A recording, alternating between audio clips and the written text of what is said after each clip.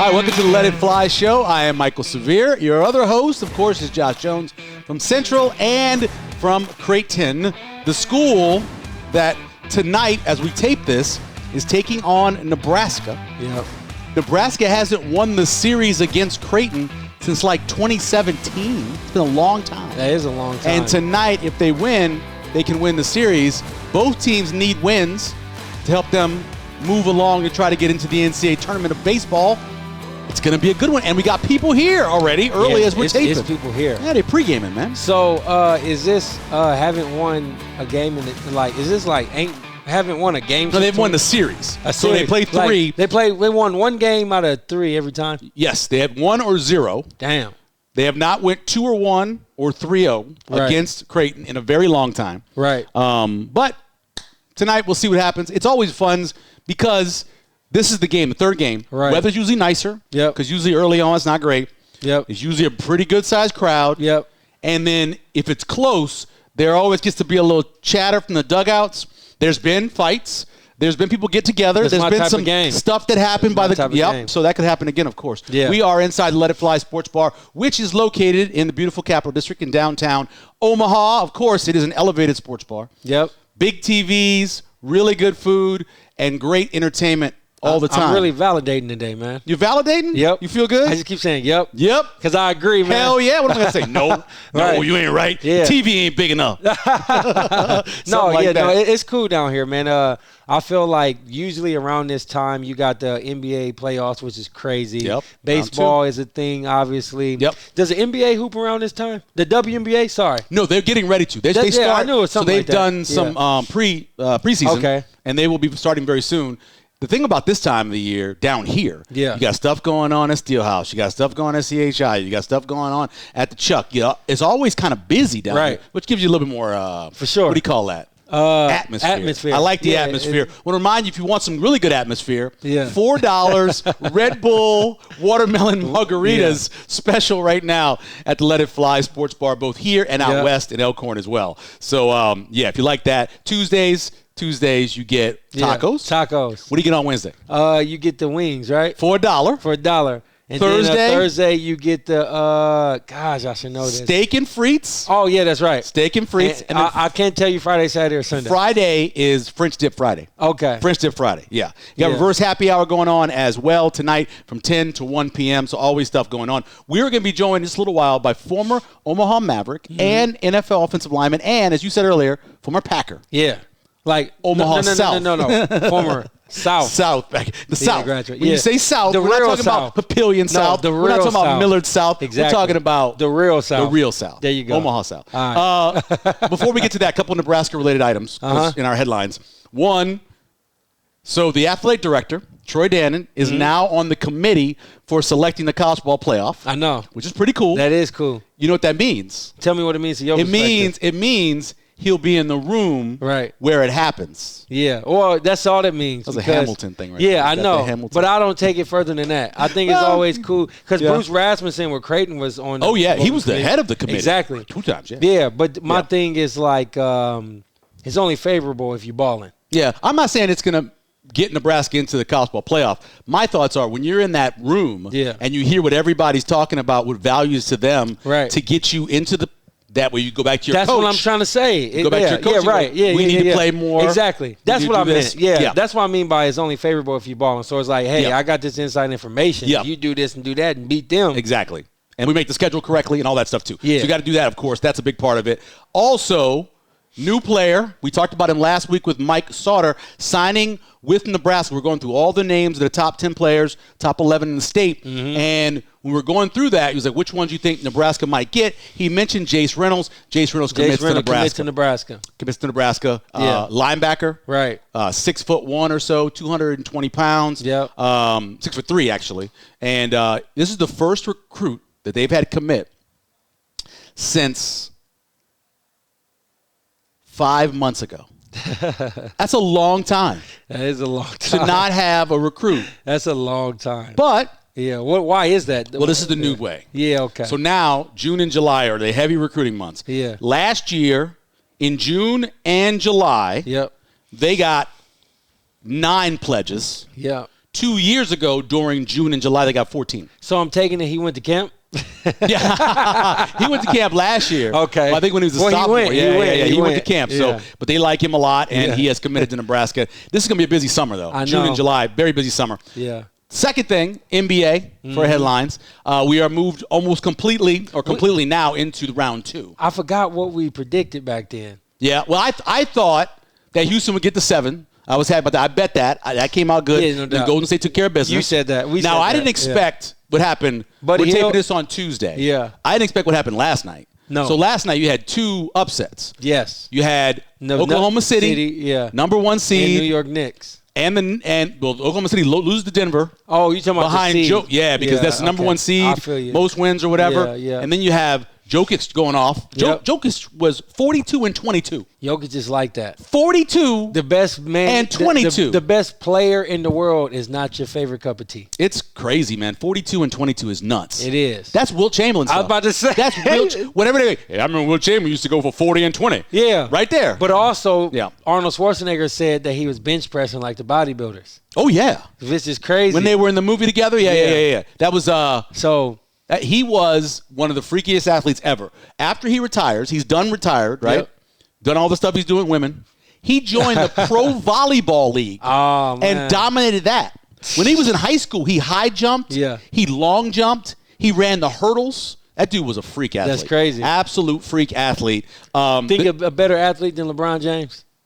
I think Wilt Chamberlain was one of the greatest athletes ever in the history of the planet. There you go. Because he did it at 7'1". Right. So he did all those things that a 6'5" guy would do. He did it at 7'1". Man. Plus, he was still a really good athlete into his late 40s, early 50s. Right. Of course, obviously, he ended up having a heart attack and passing away. But Knicks beat the Celtics to open up the series. Nuggets beat OKC to open up the series. Couple surprises there. And then Cleveland falls to Indiana, which was a surprising game 1 there. That was surprising. And then you got Warriors and Timberwolves. That starts tonight, of course.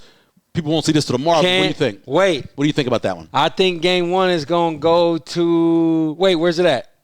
It should be the Timberwolves, a higher seed. Okay. 3-6. Yes. I think that Golden State going to get this. The first one? They're going to steal it. So every one of these has been an upset with the lower seed winning. Exactly. And so far in the beginning of the second round. I'm going to say like I've always said. Yeah. Jimmy Butler, Steph Curry, Yes. Draymond Green, Yes. vets. Yeah. And Buddy Hield. And Buddy Hield. Yeah. Put some respect on his name, Josh. I'm sorry. Yeah. Yeah, he's hooping. Yes. When you got a core nucleus like that and they vets, but they also kind of like at the back tail end or out of their prime, but they still young enough to play. Right. They're going to win this series. They're going to steal this game tonight. Okay. All right. I wouldn't be surprised.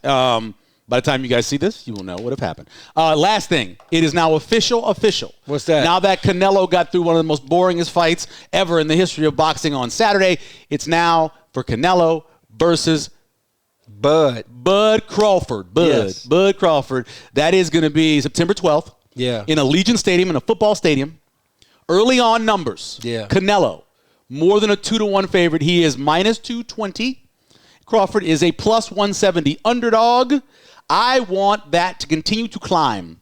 Like it climbed when he fought other people. People thought it was better than him. Spence. I want it to climb. I want the number to get big. Yeah. I want to be able to bet Bud at the biggest plus number possible. Yeah, Bud is going to I want it badly. I just kind of feel like, and I mean, maybe it's just a conspiracy. Oh. And, I always say whenever casual fans talk about boxing, there's always that phrase where boxers say they don't know shit about boxing. Mm-hmm.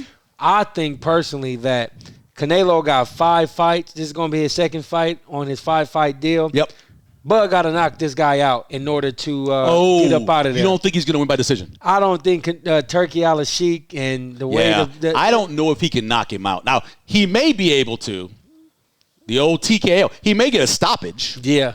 Because it's just so much punishment. Yeah, right. But I don't think he can put him on the ground and keep him on the ground. And I can't really judge him by Madrimov because the stakes are higher. Yes. You can. And Madrimov was so herky-jerky. He was Chino Maidana versus Floyd. I thought Floyd was losing that. Maidana was throwing them all those wide. Yeah. And finally he went down the middle. Exactly. So I'm with you, and I think I really believe Bud can win it. If it's up to me, I want that plus number to be as big as possible. Yep. And going with what you said, stoppage after 9. Gotta be. So 10, 11, 12, Bud stop him. I'm not biasly saying that. Yeah, I would you. So Coming up next, Book it. We will chat with Chris Bober. Of course, played in the NFL for 8 years. Played with the Giants and with the Chiefs. Played at Omaha South, and of course, played at UNO with the Mavs. Rest in peace, football program at UNO. Right. We will chat with Chris Bober when we come back here on the Let It Fly Show. All right, welcome back to the Let It Fly Show. We are pleased to be joined by 8-year NFL veteran.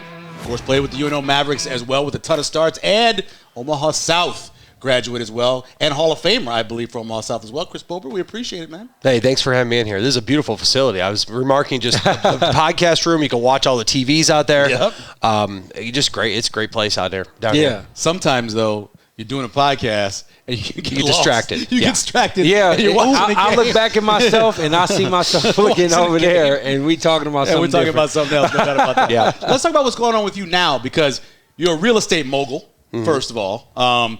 Doing some coaching as well over at Prep. You got your academy. Just talk about your transition from being a player, which is not always easy for people, to the next stage of your life where you are now. That's kind of an understatement to say it was not an easy transition. Even though, a guy like myself, I graduated from college, have an engineering degree. I went to Harvard Business School. Holy come out and you think, wow, I got this figured out. But there's no easy transition, at least not when I did it back in 2008. It's a lot better now. But I got out of football and I ended my career with some injuries. Never really been injured my whole life until it was over. So I went through a couple years of surgeries, and the business of football when you get injured is very ugly. So I was done with the football for a while, and I got out, started some businesses, eventually got into real estate. So that's kind of my main job now. My wife and I work together. But then I kind of got the itch to get back into football. When my son got to middle school, I coached him with his middle school, and he went off to Elkhorn High. And I remember you were doing the game. I did the game, yeah. He was doing the game right behind me when he won the state championship in 2020. Yeah. But as I watched these high school football players, I'm a technician, just a student of the game when it comes to offensive line. And what I noticed is there was not a lot of great offensive line technique out there, right? And it's not because coaches don't want to be great. It's just they don't know. You know what I mean? It's a very much a learned skill position.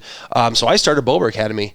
It took me several years where I implemented a system of training and coaching offensive linemen that I spread to players from everywhere. I have websites, I have videos, I have CoachTube videos, things like that. And it's kind of a passion of mine in doing that. So I didn't really coach my son. I wanted to just kind of watch. Sure. But once he got done, I just kind of took Bober Academy and started training offensive linemen, right? I have camps, I have clinics, I have all kinds of stuff that I do with them.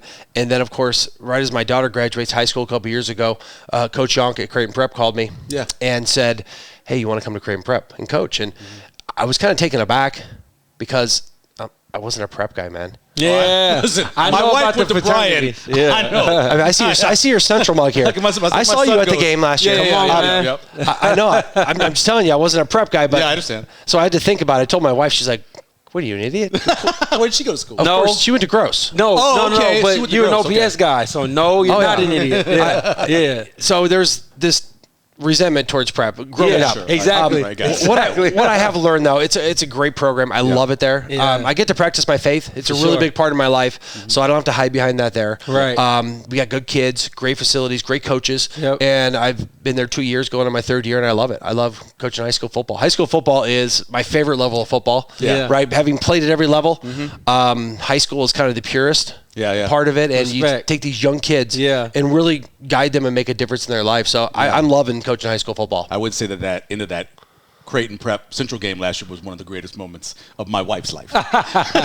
They won the last throw. And again, 1 second left. 1 second left. Oh, my goodness. At least it was Ackerman. At least it was a really talented kid who threw his personal best today, by the way. Oh, he threw it? Yep. Oh, today his personal best. Yeah, so he's a hell of an athlete. And I lined up and told him congratulations afterwards. He's a great kid. He's going to do great things. No doubt. So, but the competition out there for high school football is just a fun time. It is. No doubt about that. So what about for you, like going to South, like what's your backstory, like to get to, before getting to where you are today and where you were playing professional football and going to college, what was it like for you growing up? How and why did you go to South, and how was your experience being younger, to have dreams and aspirations to play NFL football? You know, it's funny. My dream wasn't to play NFL football. Baseball. I was going to be a baseball player, man. And when I was in high school, I was decent. Like my claim to fame in high school, and last couple of years ago, I got inducted into the Nebraska High School Hall of Fame. Yep. And when they called me, I said, I wasn't very good in high school. But my best accomplishment in high school was as a pitcher. I threw a no-hitter. Yeah. Dang. So I was a pretty decent pitcher. Everybody can't say that. No. I still got the press clipping, man. Nice. I do. But so I loved athletics. I was a late bloomer, so I didn't have a ton of opportunities coming out. When I went to you got it down. When I went to UNO, I was pretty much a walk-on. Like I got an academic scholarship to go there, and that's why I got to go to college. And I learned a long time ago. Some great people mentored me and said, if the way out of kind of your circumstances or where you are, where you want to go, is your education. And I tell it to kids all the time. I said, I got the chance to go all the way to the highest level, but it only got me there because I paid attention to my education. So that's how I got. I like that. That's how I got the opportunity to go and play football. And then when I was going to my visit at UNO, Pat Burns was there, and they come out when you're going to meet with the coach, and they're like, can anyone like punt or kick or long snap?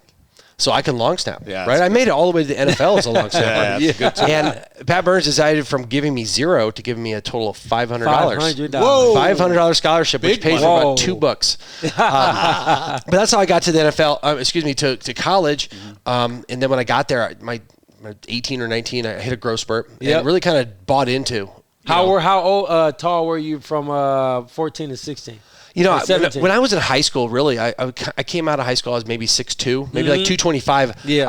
I looked like a skinny kid out there. I got some old VHS tape. And I see myself on film. I'm like, holy cow, I was not very big. Right. I was a good football player, just nothing measurable. That teams would say, we want to give you a scholarship or think you have potential. Right. So I just kind of made my own way. Okay. And once I got to UNO there, then I redshirted my freshman year, and then I didn't start my first game. It was Prohaska's dad was starting in front of me. Oh, Prohaska, Lumpy.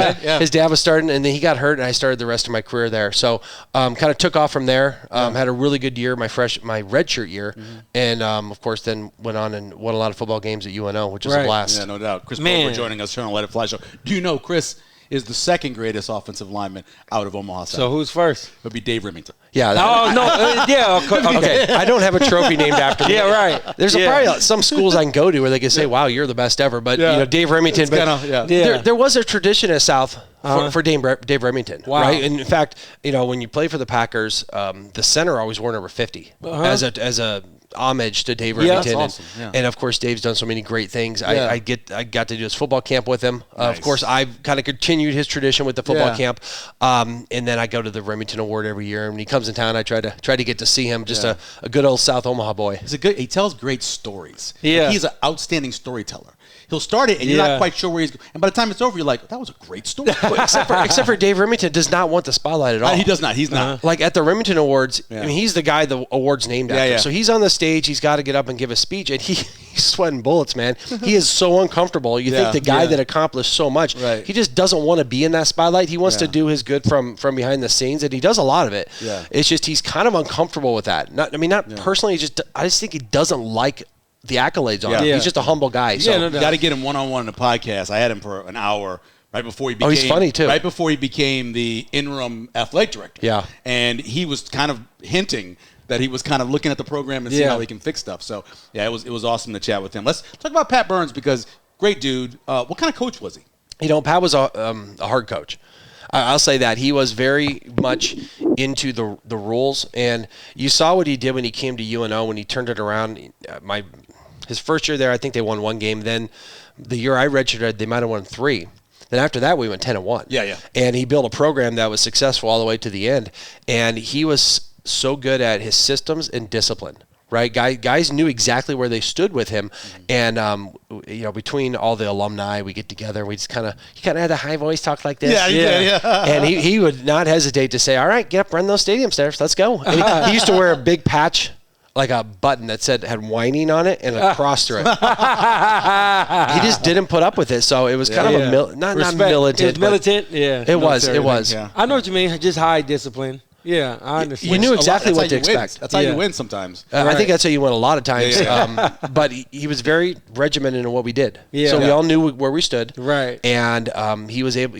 I don't know how he did it, but he was a great recruiter. Yeah. You look at the class. I'm not saying I was a big part of this class because I was a not. lot of talent.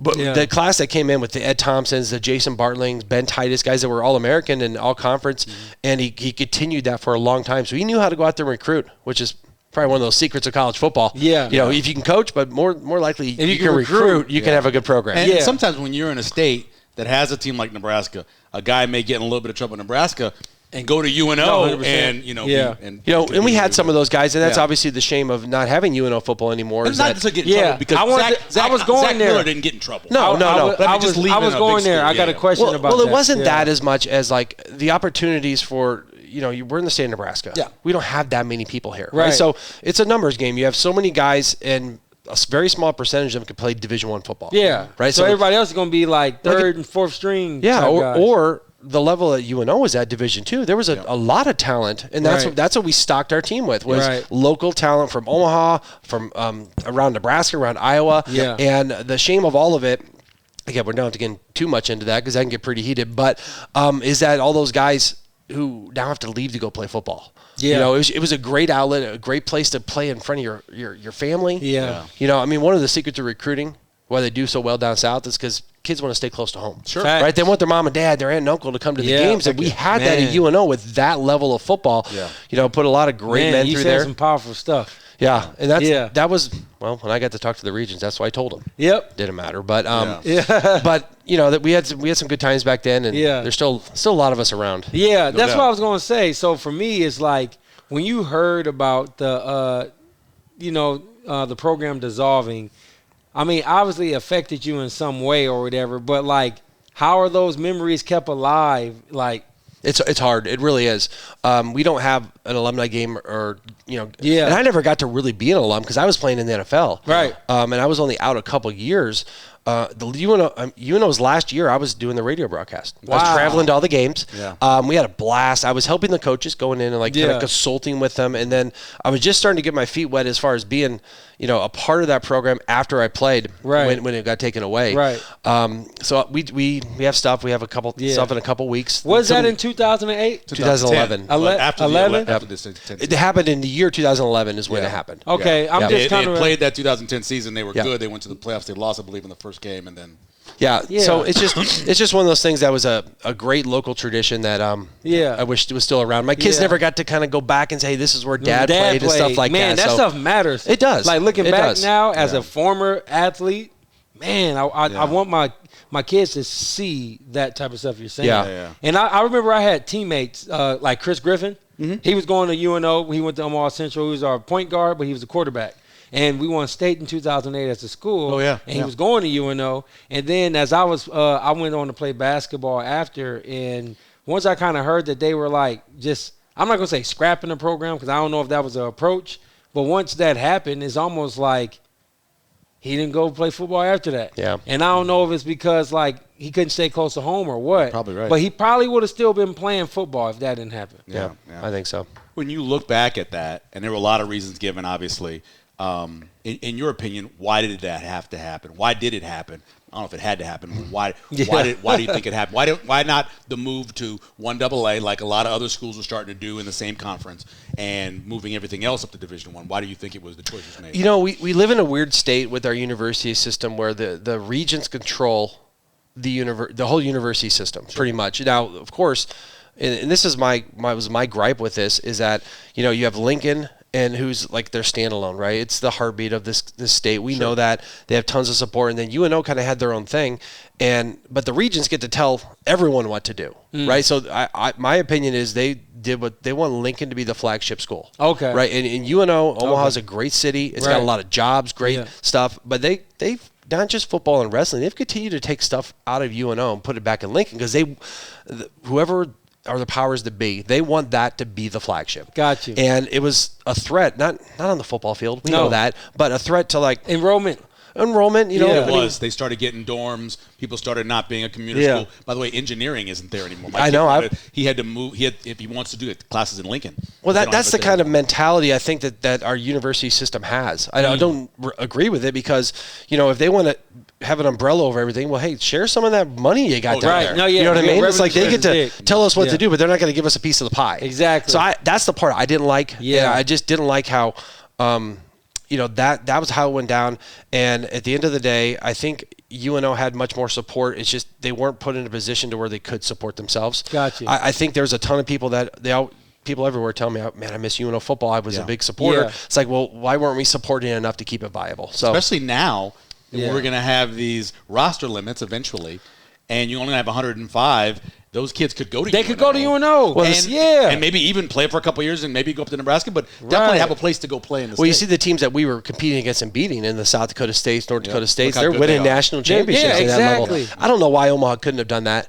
Yeah. It's just I think it was a little short-sighted. I think they kind of panicked. There was a lot of other external factors that we probably will never know about, but the people, the very, very powerful people that run that system just did not want a threat to the flagship. That's what I think. What about kind of talking about your pro career? You said that you had a growth spurt, late bloomer, played in college, got your big break when you finally got a start, going undrafted. Yeah, I was an eighth round draft pick. What's that? What's that experience like? Did you feel like you had a chance, or you were just throwing your name in the hat? No. So when I was coming out, I was All-American my junior and senior year, and I had measurables off the charts. When I was 6'5", 320. I ran a 4.9. Yeah, that's rare. I ran a 4.9, man. I could dunk a basket. I squatted 800. Yeah. So I mean, I was physically gifted enough to make that next jump. I played at a smaller school. Yeah. Went to the Division II All-Star game, the Snowball, and they have it's like a combine there. So I didn't get invited to the combine because I didn't need to go to the combine because they had their own combine there.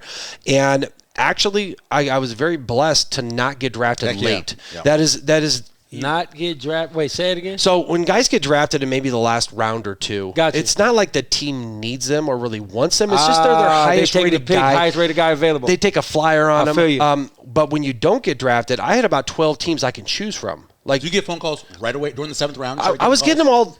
Back then it was Saturday, Sunday. Yes. So I was getting them all day on Sunday, and I always thought it was the one I'm going to get drafted on. But as these coaches, hey, where are you going to be later? Is this a good number? Right. But I had a lot of teams call me. And I ended up going with the New York Giants because their offensive line coach, Jim McNally, was a guy who liked to develop young linemen. Gotcha. So he called me personally. He's like, I see you. I see how good you can be. I want to work with you. And that was just the best situation for me. But then I go to the Giants, and I was the last guy cut. Like, it's between me and this big guy from Michigan, and we were roommates. Damn. And it was the last one that morning of it, and we're laying in bed. I know. No, it was the phone ringing. And neither of us. He did. Eventually, you get it. I'm not getting it. He's like, Chris, they want to talk to you. But McNally was like, hey, listen, we're going to cut you, but we want you on the practice squad. Okay. Yeah. Right. So practice squad's kind of like a red shirt. Yeah. It was an unbelievable opportunity for me to really kind of level up my game, both mentally with not having the burden or the wear and tear of having to play. I worked out twice as much as anyone. Yep. I didn't go to the road game, so I just went in and worked out more. On game days when I wasn't on the roster, I would be I'd go to the game and I'd go work out before the game and be standing there in sweats. And halfway through my first year, the same guy that was in that room with me, he gets hurt in practice, and I get bumped up to the roster. Look at God. And it's funny how it works out, but I probably wouldn't have been able to make that jump if I didn't have that time to develop. You prepared for your moment. Well, I just took advantage of it, you know. And then I took that my whole career, and I was always the first one there and the last one to leave because that's all I had. Right. Up there, I was definitely gifted enough to be there, but I wasn't extraordinarily gifted. Yeah, to just stay there. I was good enough to be there, but they can always find a reason to put someone else there. I see. Yeah, it's a small margin. Yeah, who are some of the notable people that you play with? I played with Michael Strahan. That's amazing. Who I still talk to every once in a while. He's a big shot now. He was back then too, but I had to go against that guy in practice every day. Did you see he's on a part of a bid to buy part of the Giants? I do know that. He's got some money. He's all over. He's reinvented himself again. Oh, totally. And he's one of the hardest working guys. When we go out to alumni games, he'd bring us to the show. Yeah. And it was funny because we go to the show and they bring us over there, whether it was Kelly or the Good Morning America, and we'd sit there and he wasn't there yet because he's flying in from LA because he did the studio show there. And he flies right. He was like, he won't see you guys till after. Right. But then afterwards he comes over and talks to us. Yep. And every once in a while I'll text him and mess with him. And I think it's him texting back. It might be his assistant. But what was your signing bonus? Yeah. When they called you Giants, what did they sign you for? $2,500. $2,500. I knew it was something little. And that almost paid my Discover bill. I knew it was something. But then I made it to the practice squad and made like $2,500 a week. Yeah, That's I know. big money. Yeah, That's big. more money than I ever saw. I know, for sure. How much, and Chris Bober joining us here on Let It Fly show, how much your versatility, how much did that help you with staying around and being in the league for 8 years? Because you obviously played center, you played guard, you played right tackle. How much? Yeah, I'm fortunate to say that I've started a game at every position on the offensive line. You know, it was great to keep you around until you got like too older. Then you became too expensive, right? No doubt. But you know, I go in there as a tackle because that's what I played in college. So I'm like, okay, I practice as a tackle. My first game in the preseason, they put me at guard. Nice. I haven't played that since my sophomore year. Dang. Right. And then my third year, our starting center was hurt from the Giants, and they had a really tough time getting the snap from Kerry Collins. Yeah. And I was slated to start at right tackle that year, and I'm like, Coach, you know, I can play center. Yeah. So I put it at center, and I could snap the ball to him so we can get it. And next thing you know, I'm the starting center. Yeah, for sure. So I did that. When I was a free agent, it helped a lot too. Yeah. And you know, it depends on where you fit because like a team like Dick Vermeil's team in Kansas City, they run a very complex offense. So I'm a student of the game. I can say that I know that part of the game really well. And you had to be very intellectual to play there. Right. Now, 3 of those guys are Hall of Famers still. Yeah. But I was valuable to them because I could fit in at any position. I could back up everything, and I could start games if needed, and I did. Yeah. So that is definitely a factor. And the only thing that happened is when they got old enough to make too much money, and you're just a backup, then all of a sudden, you know, you're not as valuable anymore. Yeah. But it helped. I feel like for 8 seasons in the NFL, it maximized what I can get out of it. Yeah, no doubt. And the versatility, the willingness to be a good teammate, to do whatever. Right. And from that, I learned so much just about the game of football. That's awesome. What are some of your what was your welcome to the NFL moment for you? Good or bad? Well, okay. I remember the worst one I had. It was my 4th year there, and I was a starting center, and then we had some injuries, and for a couple of years, all I played was center, and I had center down. Like I was one of the better centers in the NFL. I was a legitimate starting center. Yeah, no doubt. And because of injuries, they put me at right tackle. Dang. And we played Monday Night Football against the Cowboys. Yeah. And the third play of the game, I gave up a sack. And all I did was I reverted to playing like a center instead of playing like a tackle. Yeah. And the crazy thing is I didn't give up a sack the rest of the year. And that was my contract year. Yeah. So I came into a pretty good deal after that. But what happened was after that game, back then Sports Center played a play of the game, and they played it every hour. Yep. Well, that play was me giving up a sack. They played it every hour for 24 hours. Damn. And that was... I'm not going to say it was a low moment because I was still playing in the NFL, but that was a pretty dark time. It's because it's a business. It's like... Well, because everyone in the world sees you. I know. You know what I mean? Yeah. And they actually were... Hey, Bober, I saw you. Yeah. They were kind of gracious. Because they're like, you know, Bober's not really playing tackle much, but I still gave up a sack, and they still highlighted it, and that changed the game, you know. And then we go and lose that game. We actually drove it down, kicked a field goal to go win the game. Yeah. Well, then we're kicking it off with like 13 seconds left. Our kicker kicks out of bounds. Put it at the 40. Yep. They threw one pass. Yeah. Kick a field goal, go to overtime, and then we ended up losing the game, and we ended up going 4-12 that year. So that one started. Play changed the whole trajectory. It did. The next week we lost to Philly on a punt return. The Miracle of the Meadowlands 2. Oh yeah, the ball came low. That kicked off that season, and the coaches were fired by the end of the year, and it's just one of those years. You had a chance though when you were in Kansas City to play with one of the greatest players I believe in Willie Roaf. What was like watching him in practice and do his job?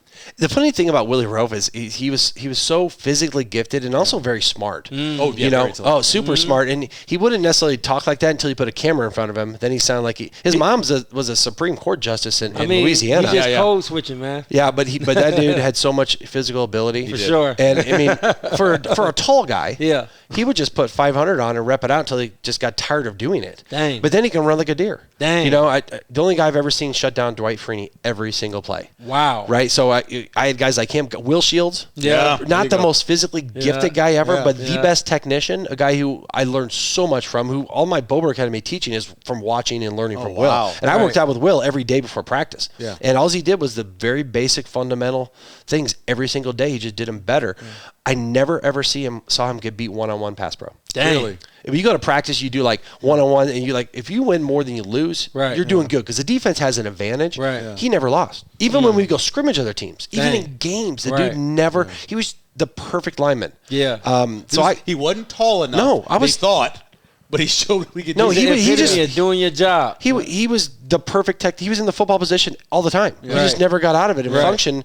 And guys would do things to him, and I'm like, how did you see that coming? A guy would bull rush him. He'd just get him by the head and throw him on the ground. He'd just stand there. Yeah. I'm like, that guy would be pushing me back into the quarterback. Right. Gee, he saw stuff like that. He did it for a long time. So. Yeah. Both those guys, I believe they both were all-decade team for 2 decades, which is, you think about like 90s and it's incredible to think about what they can do. And Shields was, Willie Roaf was the Saints. Right. When I was covering 95, 96, when I was living down there. Yeah, he was a freak. Yeah, he was absolutely freak. And he didn't have like a great-looking body. Yeah. But his arms were really long. His legs were really long. He was very unconventional. Yeah. But, and he even walked funny. He did. We used to like make fun of. He would walk like he was an old man. Yeah, he did. It was really weird. Even at Louisiana Tech, he was like that. You put him in a football stance, and he just turned into a golden god. He was unbelievable. Right. Yeah. What about so you retire, you got the academy going.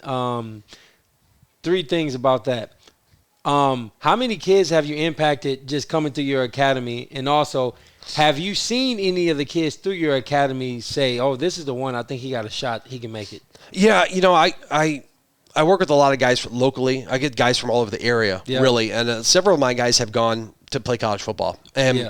And once you get around those kind of guys, you can kind of see what they have. Right. And a lot of the guys that I get are the guys who end up going to like the Carneys and Wayne States and guys who don't have the measurables. Like when you go to Division I, the Power 4, it's all about whether you're 6'5" or not. And I have had some of those guys because I've worked with some of the guys that play for the Huskers. I've done that. But it isn't just about those guys that get to go to college, right? A lot of it is about taking these young offensive linemen, and you got to understand the mentality of a lineman. Like, we're usually bigger guys, usually kind of shy, until like you get big enough and you realize, my girth is an asset in football. So you get a little bit aggressive, and you got to hold them back and say, okay, we got to work on this technique.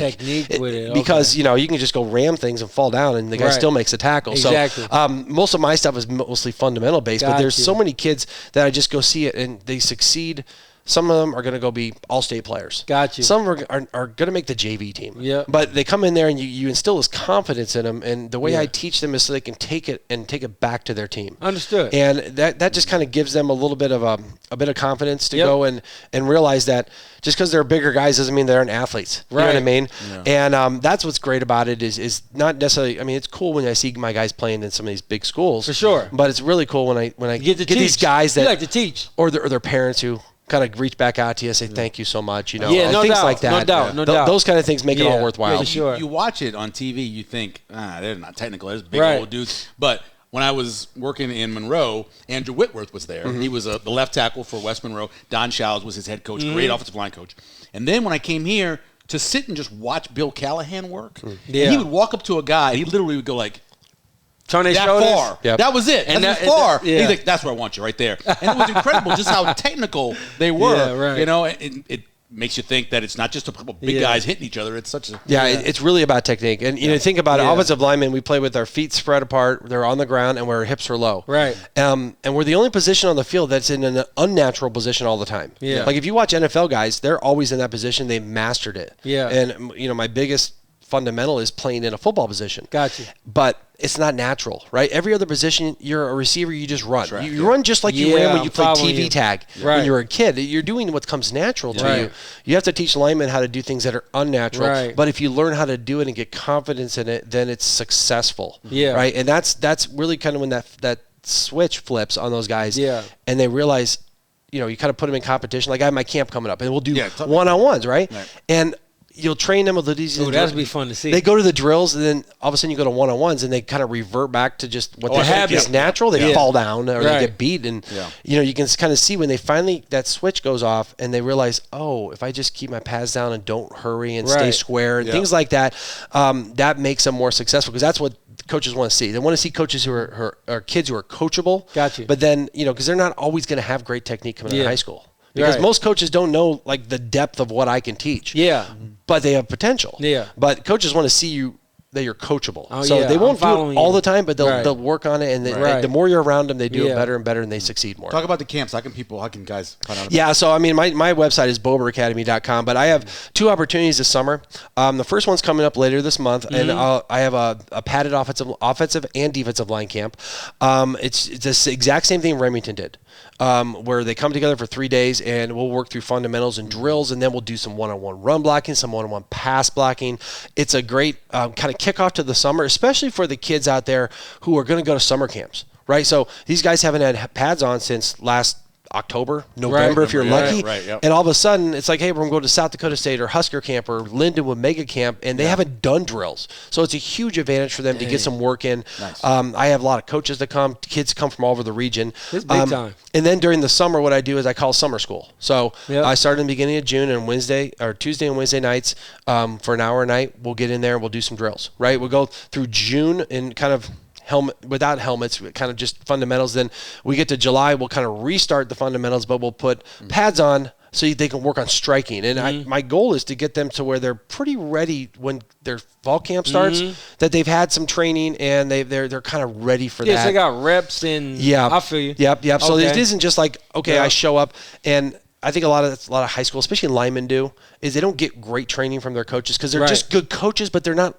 technicians of offensive line. I want to get them ready, and it takes them right up to when they start playing football, and hopefully they can not lose very much from my stuff to carry it back over to their teams. And I've had a lot of success with that. A lot of guys love it because there's really is nothing else around for linemen. Right. Like we're the forgotten guys. Like, just put your head down and come off with the flat back. No, exactly. And that's what I was doing about 7-on-7s. Like, where are the linemen? Yeah. Like, my thing is, like, so we had interviewed Olu Watimi. Oh, yeah. From Michigan. Yeah. I mean, and I was thinking to myself and reflecting more back then, or now looking back then, it's like, what's the biggest measurables to recruit somebody for the O-line? D-line is different. Yeah. D-line's a little more just, you have to have that it factor. Exactly. Yeah. But O-line, what's the biggest measurables to, like, get guys like yourself to go to that next level? Like, what are we deciding Well, on? obviously, there's a certain, like, level of measurable you have to have, right? Doesn't mean that you have to be 6'7" to succeed. It helps. It does help. But sometimes. But you can't be like 5'10". Yeah. You know what I mean? Yeah. But You can't be too tall. You can't be too short. the biggest I'm thing for following you. linemen is honestly, if you see a progression of them working on their craft and being coachable, right? Linemen play with their feet on the ground. We play in an awkward position, but you got to see guys that can focus on that technique, but then have that kind of afterburner to kind of want to finish things. Right. You know what I mean? And Right. you can't start right off the gate with that. You can't come off the line and just want to kill someone because you'll just fall down. They'll throw you down. I thought that was the energy every time. You just taught me something. Yep. So you want to see guys that are technical. Yeah. With also the combination of having a little physicality to them. Gotcha. A big thing for me is guys that can like coaches will look at is like, do you have the flexibility to get your hips down? Yeah. Right? Can you play with your feet on the ground like all 7 studs? Because you're not going to hold off on pass rush. And don't you're be not a gonna waist move spinner. guys. You got to actually. So a lot of our guys, I work with them specifically on doing that, and then of course trying to stay in that position, right? And that last thing is that next level when you get to, like when I made it to the college. What a lot of guys told me about, they knew I can go to the next level because I had an extra gear. You know what I mean? And I did it because I just worked harder than everyone else. Yeah, no, for sure. But I would go and pancake my guy. I go downfield, get the safety. There you go. You know what I mean? So that's Second when level. you're in somewhere, someone's going to stand out because of that kind of stuff. And it may not be perfect, but you can see there's potential there with that. And my only last go follow-up ahead. question. Yeah. I know you had Creighton prep, but you went to South. I mean, when you go to the NFL, you kind of like are an anomaly to like services and outreach. You know, not everybody gets the chance that you did. Do you have any intentions to ever try to reach back to Omaha Public School kids who want to get work with you through your academy? Absolutely. And given that I'm so kind of busy with my other career and stuff like that. Yeah, for sure. It's something that I'm definitely interested in setting up because I do some of that stuff. Like I will go down to South and work with them for a day. I go and work with guys like that. And if I can get the right kind of support, I would love to have it to people. You can manage it. Yeah. With the right people. And I think I can also get the community to support that. You know what I mean? Because obviously there's a cost to go to the camp because I have costs to run the camp. No, for sure. But if I can get a group to help me, organize and sponsor some of these kids, then we can get them some of these opportunities. And I do some of that. It's just I'm limited in what I can do. I understand. You know what I mean? But I understand. That's a great thing. Yeah. I think, the game of football is teaching the game of life. Yep. You know what I mean? There's very few other things out there that will put you in these positions to where you have to fight and you have to learn how to fail and you have to bring out your personality of winning and trying to compete. Right. You know what I mean? Not the comparison that we do everywhere all around. I'm talking about truly competing out there. True. And you might win, you might lose, but you go out there and give it everything you have. Football can teach that to guys. Right. And it's such an avenue for these young men to grow into grown men. Man. And I think it's a great avenue. That's why I love coaching high school football. That's why I love my academy you look stuff. like you like this better than playing in the NFL. NFL's a business, man. And it was fun. And I like the perks because I'm still an ambassador. Tomorrow I'm going down to Kansas City for a meeting. For sure. Nice. I do that stuff. Like the Legends, I forgot what it's called, because now Paul is one of my best friends. Yeah. So he tells me the about Legends community, all that. Yeah, But I'm yeah, like right. an ambassador for the Chiefs. Got So you. like when they win a Super Bowl, I get a ring. Yeah, So- for sure. Mike Garrett's kind of like that too. Yeah, some of those guys do that That's with me. respect, man. It's cool. It's great, and it's a great community. But those guys are like me, where we're all giving, trying to sure. give back to the game that gave so much to No us. doubt. Chris no Bober doubt. joins. Last couple Powerful. things. So Powerful. son plays football, daughter goes to dance. I personally am happy I have two boys because teenage girls terrify me. Which one was easier to raise? Which one was harder to raise? Because TV makes teenage girls look like they're terrifying, especially to their mothers. It is, man. My son went. You saw him win a state championship, and he's a diesel mechanic now. Went to trade school. He's doing awesome. That's what's up. My daughter actually is a dancer down at UMKC. Okay. And she actually tried out for the Chiefs cheer this year. Made it all the way to the finals. Man, better be some All the way. nepotism in that, man. I tried to get him in there, but she's only 20. Oh, and yeah. I knew one of the ambassadors. Yeah. Was one of the judges, and I just texted him after, and he said, "Yeah, man, she was like the youngest one there." So Wow. she has so it's potential. professional older. I feel you. I feel like she can get there at feel that you. point, Yeah, but I she's a feel you. dancer down there, Yeah, and which is a Division I athlete. It's crazy. Yeah. But yes, the daughters in high school are quite a chore. I didn't have any gray hair before she was a teenager in high school. Sons are a little different, but men could be men with their sons a little bit. Right, but yeah. the daughters are just like pull your hair out. I got a 1-year-old, so I'm taking notes. When they get to be adults, it's totally worth it though. Yeah, because sure. you put all that work in and you see the result of that, and we're blessed with great kids. Amen. Love what they're doing and love being around them. Yeah. Family, faith, football, faith, family, football, whatever order. That's your motto. How did you come up with that? Why is that important? Because it all ties together, right? I mean, my faith is the number one thing in my life. It's a big part. It's I will say this. It is why I'm at Creighton Prep. In all honesty, right? I got a lot of offers over the last couple of years to coach, but the right fit wasn't there. But that's a big part of what I do. But that all intertwines with the football part of it and the family, because it's all the same thing to me, right? They're not in an order. They're all equal. Exactly. Right there. No, I'm with you. And they all intertwine there, and they all it kind of sounds good too. 3 Fs there. I know. Yeah. I have that on my website. Alliteration. Yep. I love it. But they all feed off each other. For You sure. know what I mean? And I'm with you. That's kind of my focus here in my life, and it's like, what else outside of that do I need? Yeah. Nothing. So that all I live by that. I work everything into that, and then they all kind of make sense. With that said, you work with your wife. That's a lot of time together. You work together, you live together. Obviously, that's a lot, man. For some guys, that would be a lot. It's kind of funny, when my kids graduated, right? That's right. Literally, I was in the parking lot picking up my daughter, her senior in high school. Yeah. And when Coach Young called me, and it's kind of funny how I transitioned into adding something at a time when my kids were leaving. Okay. I think my wife was so happy about it bet she because we was. work all day together. I bet. Coaches' wives are like, "Oh, I'd never see my husband." She's You're like, right "I about see that. you all Now, day. Go coach." Do something. I know exactly. Hey, you the man, bro. She's down with that. She's like, "That's okay because You're I the see you all man. day." Yeah. Last thing, do you follow what's going down in Lincoln? Do you kind of watch what's going on down there? What do you think of Coach Rhule so far? I have a periphery relationship with Nebraska because I didn't play there, right? Sure. And so many people here are big fans, and they're the hometown team. I get that, but I didn't play there. Right. I know a lot of guys down there. We'll be down there next month at their football camp. We've done that for a couple of years. I'm very impressed with what he's doing. I think it's hard because the name of the game is how many good players can you get? And that's a hard thing in Nebraska. Right. You think about it, you compare it to all these other schools that have access to all this talent. Yeah. And probably more money too. Yeah. And that whole landscape is different. Yeah. But for what he's doing, I think this is it's the right person for the job. I love how he interacts with the community. He's very real. Even when you see him, because he'll come out to practice with us or come up to one of our games, and he's just a normal guy. You know, big time. Those guys, I think he's got the right people in place. I don't know how far they'll go because I think there's a competitive level that's tough to break through that ceiling. You're right. But it looks like they're doing things the right way. That's what I see. Again, not as a fan, as someone who's an observer. That's a good observation, man. I think they're doing it the right way. Yeah. And I think that he has the right mentality. I think he has the right principles for what they need down there. And I think that they need to maximize what they got. Yeah. And then, football's like this, right? You build something, and then if you get something special, then you have a chance to do something special. Right. Yeah. But that doesn't happen all the time, so it's more about can you get consistently good and maximize what you have. You ever watching the games on Sunday and go, that guy used to call my games. That Kevin Kugler guy used to call my football Kugler, games. man. I'll text him every once in a while. He used to ride the bus with us at UNO. I know. Yeah. But it's funny when you watch these because my buddy Dan Campbell. Yeah. I lived to weights with that dude every day for 3 years, man. Really? Yeah. So it's great to see some of my former teammates out there doing some stuff. It just means we're getting older. Dan was coaching with the Saints, man. That guy, he would go out, he'd go in there with the players and lift. Hey, man, I tell you what. Outlift most of those guys. Hey, everything you see on TV is exactly who he is. Dan helped us me move into my first house. Wow. Really? Yeah, we spent Christmases together. We did a hunt together. Yeah. Just a truly authentic individual. That's and awesome. He is 100% authentically who he is on TV. That's how he is in real life. Sure. And that's why I didn't know if anyone can win in Detroit.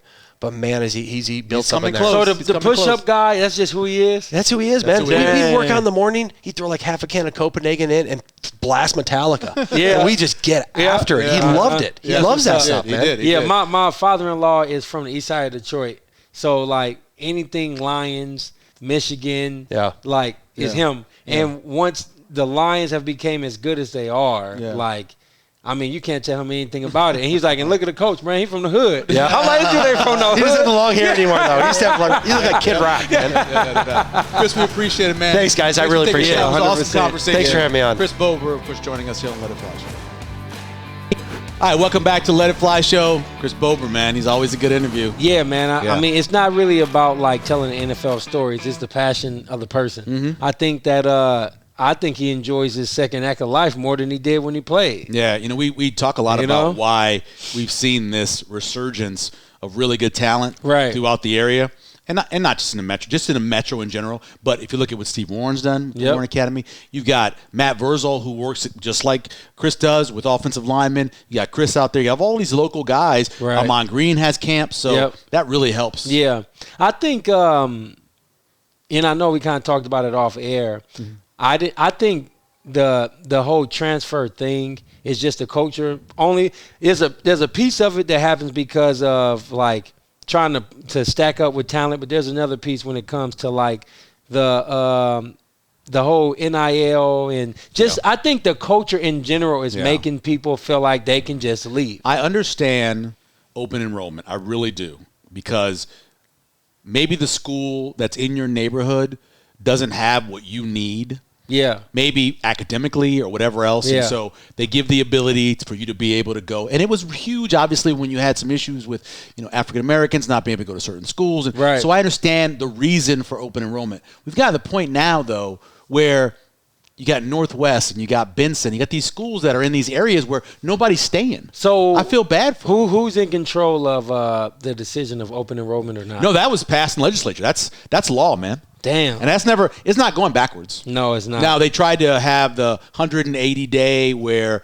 if you're going to transfer, you have to sit out that long. Mm-hmm. And that got voted down recently. It stayed 90 days. Yeah. So, which is really nothing. That's not half a semester. At least if there's a system in place to, offer the same equity and equality across the board. Oh, yeah, it'd be great. You'll still have a solid nucleus at the schools. It'd be great to have that happen. But like we say, talent going one place, coaches going there too. You have the facilities, all that. Yeah, for sure. We thank Chris Bober. We appreciate him taking the time. Thank you to Caleb as well for running the show. We appreciate him. And we appreciate you, everyone who listens. Yeah, for sure. Again, if you go on and listen to us on YouTube or Spotify or wherever else, like and subscribe to the show. Yep. We appreciate that. It helps us out as well. Thank you as well to Bud Light. Yeah. Right? Easy to drink, easy to enjoy no matter where you are. It is easy to do that with Bud Light. We appreciate them being our presenting sponsor as well. Josh, take us away. Hey, Josh Jones here with Michael Sevier. You know how we do it. It's a Let It Fly show. Excellent.